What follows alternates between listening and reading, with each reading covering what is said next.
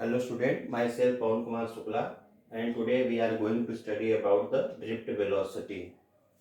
This is the part of electric current chapter of class 12 and drift velocity का मतलब है velocity of one electron.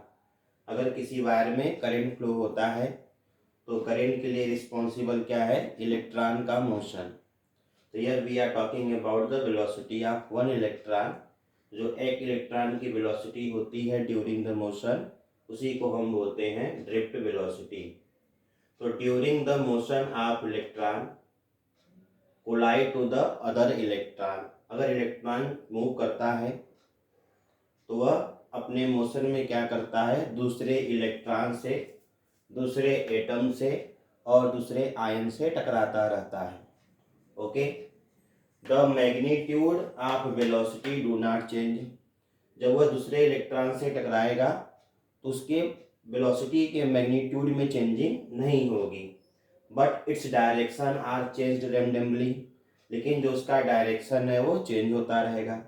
जैसे suppose करो एक इलेक्ट्रॉन यहाँ से जा रहा है, ये सामने मेरे पास एक एटम है, इससे टकराया तो अगर v वेलोसिटी से टकराएगा तो यहाँ v वेलोसिटी से ही निकलेगा.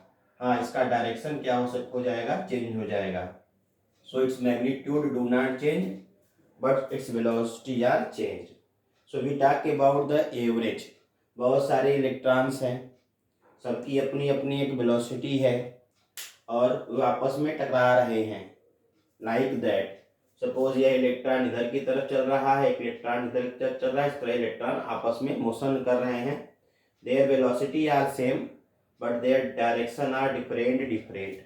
So if we talk about the average velocity, तो एवरेज का मतलब होता है सारे वेलोसिटी का सम और नंबर ऑफ से डिवाइड कर देते हैं. Sum of velocity divided by number of electrons. So this is the formula of average velocity. Now here this is the velocity of one electron, second electron, third electron. सबका amount तो same है और सबकी direction क्या है? अलग अलग हो सकती है, जिसके कारण इसकी एवरेज वेलोसिटी क्या होती है? जीरो हो जाती है. So if there is no external field, अगर मेरे पास एक वायर है तो वायर में बहुत सारे इलेक्ट्रॉन्स है, कोई इलेक्ट्रॉन मोशन में है, उनकी वेलोसिटी क्या है? सेम है, बट उनका जो डायरेक्शन क्या है? अलग अलग है. और इसमें अगर हम एवरेज वेलोसिटी की बात करूँ तो एवरेज वेलोसिटी कितनी आएगी? जीरो आएगी. अब हमने क्या किया? बाहर से एक एक्सटर्नल मैग्नेटिक फील्ड अप्लाई कर दिया. यहाँ पे हमने क्या किया? एक बाहर से एक्सटर्नल फील्ड अप्लाई कर दिया. लाइक डैट, हमने बैटरी से इसको कनेक्ट कर दिया. जब हम इसको बाहर से एक्सटर्नल फील्ड अप्लाई करेंगे सो वी नो डैट अगर ये फील्ड है तो फील्ड क्या करेगा? इस इलेक्ट्रॉन पे एक फोर्स लगाएगा. तो फोर्स का फार्मूला होता है F is equal to m a. और किसी फील्ड में अगर कोई इलेक्ट्रॉन को रखा जाता है, सपोज करो ये फील्ड है E, उसमें कोई चार्ज Q रखा गया है, इस पे जो फोर्स होता है उसका फार्मूला होता है F is equal to Q into E. So at the place of F we put QE is equal to m a. Here we talking about the electron. जो यहाँ पे हम चार्ज कंसीडर किए हैं वो क्या है? इलेक्ट्रॉन है. So here we put minus E into E. So at the place of QE, at the place of Q we put minus E. So this become minus E into E is equal to MA. Here this is electron charge and this is electric field. Now we talk about A. अगर मैं यहाँ से acceleration की value को find out करूँ तो it becomes minus EE upon M. Here minus sign है तो this sign indicate acceleration opposite direction of force.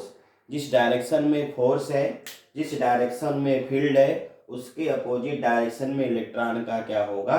Acceleration होगा.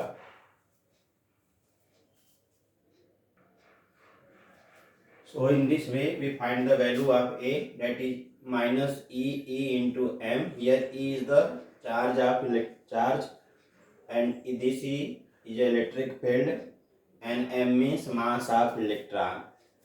Okay, suppose in this wire there are many electrons, we talk about a electron. हम इस electron की बात कर रहा हूँ।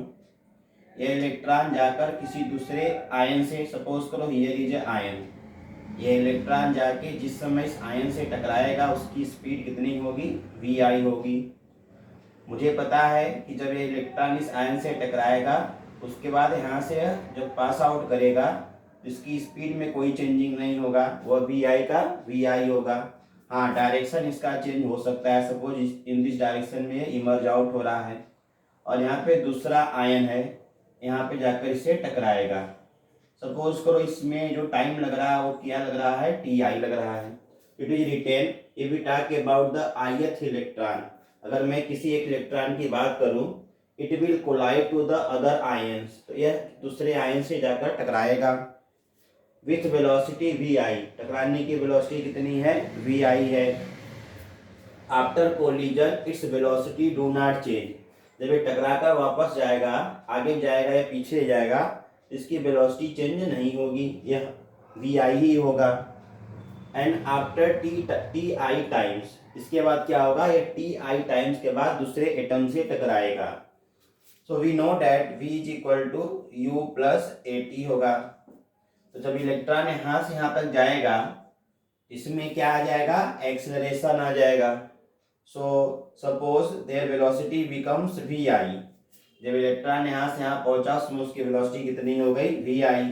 इनिशियल वेलोसिटी है small v i, it is a capital v i and it is a small v i, plus the value of a is here minus e upon m and this is the t i times, this is the one electron. हमने एक electron के बारे में study किया। अगर मुझे सारे system की जरूरत पड़ेगी तो हम क्या करेंगे, इसी में समेशन अप्लाई कर देंगे। तो this becomes we i, this is small v i and this is minus e m upon m and this is t i. Now हम क्या करेंगे, इसका एवरेज निकाल लेंगे, 1 upon n, this is v i, 1 upon n, this is small vi, this minus sign come out and these are the constant value, it is come out, this is 1 upon n and this is ti. If we talk about this, so it is the average speed of electron which are moving in a wire after applying the electric field. So this is known as Vd. इसी V को हम किस name से जानते हैं, Vd से। If we talk about this, so this is the average speed and this value is already know that this becomes 0 and this is E upon m and this is the average of the time, it is written as tau. तो average of the time हम निकालेंगे, किसी electron का ज़्यादा होगा किसी का कम होगा, तो इसका एवरेज हमने क्या ले लिया, टाउ। तो दिस इज द Vd और their value becomes E upon m into tau. तो अगर हम इलेक्ट्रिक फील्ड अप्लाई कर देंगे तो उस समय जो इलेक्ट्रॉन्स होगा उसकी जो स्पीड होती है उसी स्पीड को हम क्या बोलते हैं, ड्रिफ्ट वेलोसिटी कहते हैं। If there is a electric field applied in that moment all electron is moving in a same direction with the velocity, that velocity is known as drift velocity.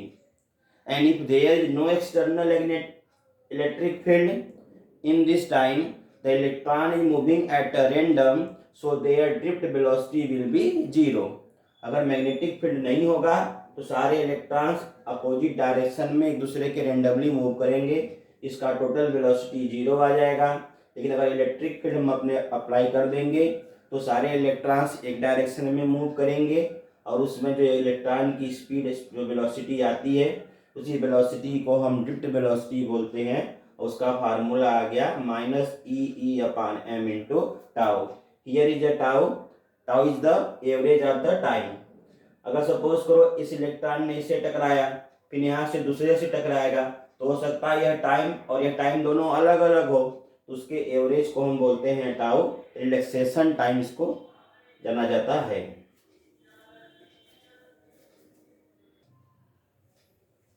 So in this way the drift velocity formula becomes this.